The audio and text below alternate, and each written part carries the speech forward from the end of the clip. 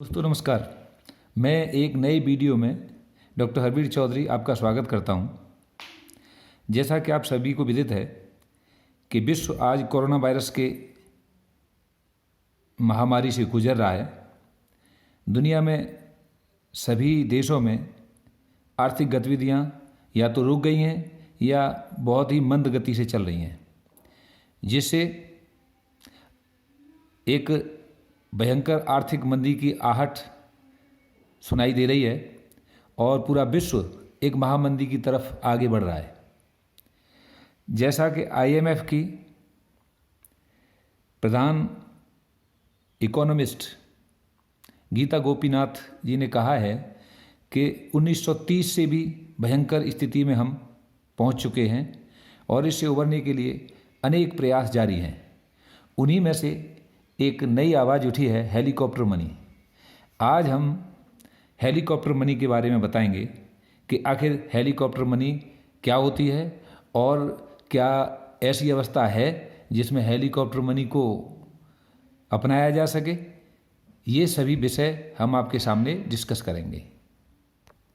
चलिए दोस्तों, helicopter money जब अर्थव्यवस्था तरलता जाल की स्थिति में हो, जैसा कि हम तरलता पसंदगी के सिद्धांत को जब हम पढ़ते हैं कीन्स के, तो उसमें हम देखते हैं तरलता जाल। तरलता जाल कौन सी स्थिति है?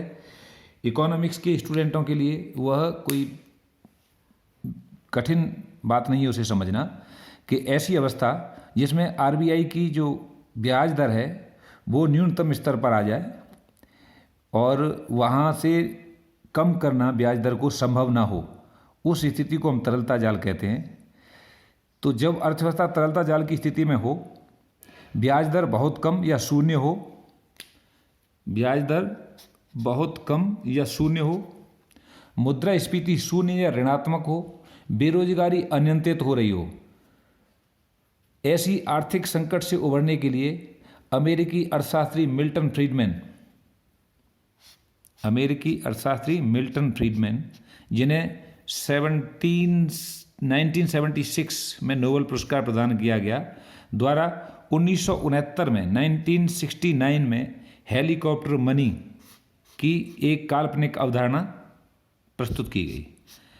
अर्थात इसमें महत्वपूर्ण बिंदु देखने वाले हैं। जैसा कि हम पहले एक पैरा में हमने स्पष्ट किया है कि तरलता जाल की स्थिति में हो, ब्याज दर कम या शून्य हो, मुद्रास्फीति शून्य या ऋणात्मक हो गई हो, मुद्रास्फीति शून्य या ऋणात्मक हो गई हो, बेरोजगारी अनियंत्रित हो रही हो, ऐसी स्थिति को, जैसा कि विश्व की आंकड़े आ रहे हैं आपके सामने, भले ही बेरोजगारी तेजी से बढ़ रही है क्योंकि सारी आर्थिक गतिविधियां बंद हैं। जैसे इस कोरोना के संकट के बाद ये आर्थिक गतिविधियां प्रारंभ होंगी तो निश्चित रूप से इस पर अंकुश लगेगा। ब्याज दर शून्य, बहुत कम या शून्य हो गई हो, निश्चित रूप से ब्याज दर में कटौती करनी पड़ी है। भारत की केंद्रीय बैंक ने भी अपनी ब्याज दर में कटौती की है, लेकिन अभी भी हम काफ़ी अच्छी स्थिति में हैं। मुद्रास्फीति शून्य और ऋणात्मक हो, मुद्रास्फीति भी हमारी इस स्थिति पर नहीं पहुंची है। लेकिन हम अब बात करते हैं कि इन सब के बाद क्या हेलीकॉप्टर मनी, जो कि इसकी अवधारणा मिल्टन फ्रीडमैन ने दी है, हम उसे अपना सकते हैं? तो आइए जानते हैं helicopter money. Helicopter money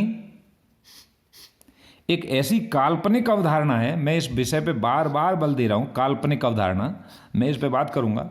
helicopter money एक ऐसी काल्पनिक अवधारणा है जिसके अंतर्गत जब ब्याज दर शून्य हो गई हो और मुद्रास्फीति शून्य या ऋणात्मक हो गई हो, ऐसी मंदी की स्थिति से अर्थव्यवस्था को उबारने व उत्साहित करने हेतु केंद्रीय बैंक द्वारा नई मुद्रा मुद्रित कर हेलीकॉप्टर द्वारा लोगों के बीच में बिखेर देनी चाहिए। ये है हेलीकॉप्टर मनी कि केंद्रीय बैंक नई मुद्रा मुद्रित करे और उस मुद्रा को हेलीकॉप्टर के द्वारा लोगों के बीच में बिखेर दे। अर्थात आप ऐसी कल्पना करिए कि आप अपने घर की बालकनी में बैठे हैं और आपके सामने एक ड्रोन पैसे गिराने लगे और जिस पैसे को ना ही आपको लौटाना है और ना ही उसकी कोई गणना है।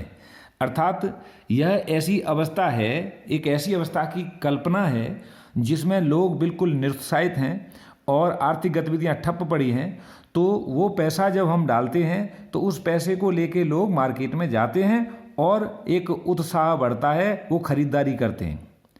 जैसा कि हमने देख लिया कि एक काल्पनिक अवधारणा है। इस काल्पनिक अवधारणा को हम इसलिए कहते हैं कि अभी तक दुनिया में किसी भी देश ने इस अवधारणा को नहीं अपनाया है। अर्थात हेलीकॉप्टर मनी अभी तक एक काल्पनिक अवधारणा है। इसे मॉनेटरी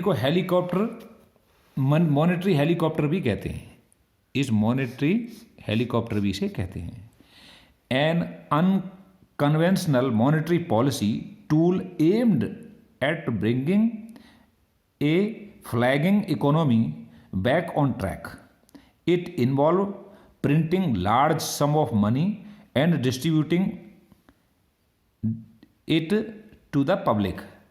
ये अनकन्वेंशनल है, अनकन्वेंशनल मॉनेटरी पॉलिसी है। ये ऐसा टूल है कि जिसे अभी तक अपनाया नहीं गया है। आज तक हेलीकॉप्टर मनी की अवधारणा का प्रयोग करने का साहस किसी देश की सरकार ने नहीं किया है, इसलिए यह अवधारणा पूर्ण तरह काल्पनिक है। 2016 में जापान द्वारा अपनी धीमी विकास दर को गति प्रदान करने के लिए हेलीकॉप्टर मनी पर विचार किया था, लेकिन इसे अपनाने का साहस नहीं जुटा पाए। अर्थात यह इसका इतिहास है कि आज तक किसी ने इसको नहीं अपनाया है। और किन परिस्थितियों में इस मॉनेटरी पॉलिसी को अपनाते हैं और मॉनेटरी पॉलिसी ये है क्या, ये आपके समझ है कि नई मुद्रा मुद्रित कर हेलीकॉप्टर द्वारा लोगों के बीच में बिखेर देनी चाहिए। अब हम बात करते हैं कि हेलीकॉप्टर मनी के प्रमुख उद्देश्य क्या हैं। जैसा कि आपको बताया कि जब लोगों के बीच में धन आएगा तो वो उस धन को लेके उस धन से एक प्रवाह बढ़ेगा और उस धन की मौद्रिक प्रवाह से में जो वृद्धि होगी उससे उपभोग मांग में वृद्धि होगी, क्योंकि उस पैसे को लेके वह अपनी आवश्यकताओं को पूरा करने के लिए बाजार की ओर जाएंगे। और जब बाजार में मांग बढ़ेगी तो उससे आर्थिक क्रियाओं में वृद्धि होगी। आर्थिक क्रियाओं में की गई वृद्धि रोजगार के अवसर सृजित करेगी, अर्थात रोजगार का सृजन होगा, एम्प्लॉयमेंट क्रिएशन होगा। और आय में जब रोजगार मिलेगा तो आय में वृद्धि होगी और आय की वृद्धि उपभोग, बचत और विनियोग में वृद्धि करती है। लेकिन जैसा कि आप जानते हैं कि ये काल्पनिक स्थिति है, यह भले ही इसे आर्थिक मंदी से निजात का एक विकल्प बताया है, लेकिन आज तक इसे अपनाया नहीं गया। लेकिन इसके विकल्प के रूप में क्वांटिटेटिव ईजिंग, मात्रात्मक सहजता, यह एक अवधारणा है जिसे अधिकतर देश, जहाँ तक कि भारत भी इसे अपनाता है। ये क्वांटिटेटिव ईजिंग क्या है, इसके बारे में हम बात करें तो मात्रात्मक सहजता मौद्रिक नीति का वह अंग है जिसके अंतर्गत केंद्रीय बैंक आर्थिक क्रियाओं के विस्तार हेतु सरकारी बॉन्ड या अन्य वित्तीय परिसंपत्तियों को खरीदकर अर्थव्यवस्था में चलन मुद्रा का विस्तार करता है। केंद्रीय बैंक वाणिज्य बैंकों और अन्य वित्तीय संसाधनों की परिसंपत्तियां भी खरीद लेता है, जिससे उन्हें अतिरिक्त साख सृजन हेतु आसानी से मुद्रा मिल जाती है। अर्थात हम कह सकते हैं कि केंद्रीय बैंक का एकमात्र उद्देश्य अर्थव्यवस्था के संकट की घड़ी में मौद्रिक प्रवाह को बढ़ाना होता है, जिससे आर्थिक गतिविधियां बढ़ें और रोजगार का सृजन हो और मुद्रा अपस्फीति या आर्थिक मंदी से निजात पा सकें। जिस तरह मात्रात्मक सहजता में केंद्रीय बैंक आर्थिक क्रियाओं के विस्तार के लिए सरकारी बॉन्ड अर्थात सरकार को पैसा उपलब्ध कराने के लिए उसके बॉन्ड खरीद लेती है और उसके बदले उसे पैसा दे देती है। अन्य वित्तीय परिसंपत्तियां भी खरीद कर अर्थव्यवस्था में चलन मुद्रा का विस्तार करता है। वहीं जब वाणिज्य बैंकों से लोग उधार नहीं लेते तो लोगों पे जो उसके प्रोडक्ट होते हैं वाणिज्य बैंकों के, वो प्रोडक्ट नहीं बिकते, तो उसके जो लोनेबल अमाउंट है या वो व्यवसाय का जो धन है वो कम हो जाता है। उसको बढ़ाने के लिए आरबीआई उन वाणिज्य बैंकों के और वित्तीय संस्थानों की परिसंपत्तियों को खरीदकर उन्हें पैसा देती है, जिससे वह क्रेडिट क्रिएट कर सकें, अर्थात साख सृजन कर सकें। और इस साख सृजन से आसानी से साख सृजन हेतु वाणिज्य बैंकों को मुद्रा मिल जाए और इस मुद्रा का वह लोन बांटकर अपने साख सृजन करें और इस लोन से लोग अपनी मांग को बढ़ाएं और आर्थिक गतिविधियों को बढ़ाएं, जिससे अर्थव्यवस्था में तेजी आए।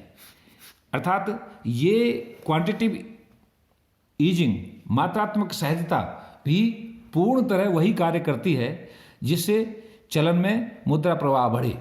लेकिन दोनों में यदि हम ये देखें कि हेलीकॉप्टर मनी सरकार पर ऐसा कर्ज है जिसे वापस करने की कोई आवश्यकता नहीं है, अर्थात केंद्रीय बैंक नोट छाप के सरकार को खर्च करने के लिए दे देती है और कह देती है कि आप हेलीकॉप्टर से इन्हें जनता के बीच में गिरा दो, लेकिन उसे सरकार को वापस नहीं करना होता।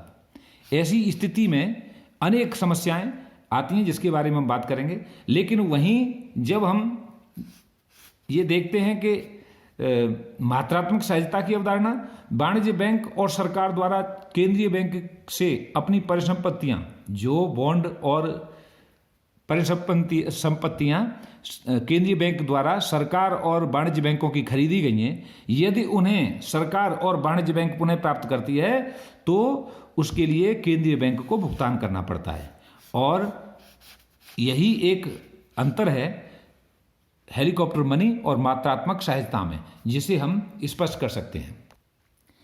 हेलीकॉप्टर मनी के जो खतरे हैं उसमें एक मुद्रा साख, मुद्रा की जब हेलीकॉप्टर द्वारा बरसात की जाएगी तो निश्चित रूप से उसकी साख में कमी आएगी और एक अर्थव्यवस्था के ऐसी स्थिति का अनावरण हो जाएगा जिसे कि सरकार अनियंत्रित हो रही है या मौद्रिक व्यवस्था अनियंत्रित हो रही है। इसके लिए हमेशा उसे बचा जाता है। मुद्रा प्रसार, जब कोई आर्थिक गतिविधियां नहीं चल रही हैं और लोगों पर पैसा आ जाएगा तो उससे मुद्रा प्रसार की स्थिति भी उत्पन्न हो जाएगी। अर्थव्यवस्था अनियंत्रित दिखेगी और अर्थव्यवस्था अनियंत्रित होने का मतलब है कि वह नियंत्रण से बाहर हो जाएगी, खतरनाक परिणाम भी आ सकते हैं। ये जो हेलीकॉप्टर मनी है इसके बारे में कहा जाता है कि इसे आग से खेलने जैसी स्थिति है, अर्थात आज तक किसी ने हेलीकॉप्टर मनी को नहीं अपनाया है और हम भी ये कहते हैं कि हेलीकॉप्टर मनी एक खतरनाक व्यवस्था है जिसे सिर्फ पढ़ने भर तक ही अभी तक माना गया है, इसे उपयोग में नहीं लाया गया है और सरकार भी अपनी मॉनेटरी ईजिंग के द्वारा इस व्यवस्था को सुधार लेगी। और ऐसी अभी जैसी परिस्थितियां बन रही हैं, लॉकडाउन के बाद जब व्यवस्थाएं सुधरेंगी तो निश्चित रूप से वो गतिविधियां जब दोबारा से स्टार्ट होंगी तो सरकार को इससे उभरने में आसानी होगी। मौद्रिक नीति और राजकोषीय नीति अपना काम करेंगी। केंद्रीय बैंक द्वारा जो SLR, रेपो, रिवर्स रेपो और बैंक दर जिनमें कमी की गई है उनके प्रभाव निश्चित रूप से सामने आएंगे और जो बिगड़ी व्यवस्था है उससे सुधारने के लिए हम निश्चित रूप से उसमें सुधार कर पाएंगे। Thank you so much. मेरा वीडियो आपको कैसा लगा, और यदि आपको ये वीडियो अच्छा लगता है तो इसे लाइक, शेयर और सब्सक्राइब करें जिससे मैं और अधिक वीडियो आपके समक्ष प्रस्तुत कर सकूं। और आपके जो प्रश्न हैं वो कमेंट बॉक्स में ज़रूर करें, क्योंकि आपके प्रश्न इस वीडियो की जो कमियां हैं उनको भी इंगित करेंगे और ये भी स्पष्ट करेंगे कि मैं और कितना सुधार करके इसे और प्रभावी बना सकूं। Thank you so much.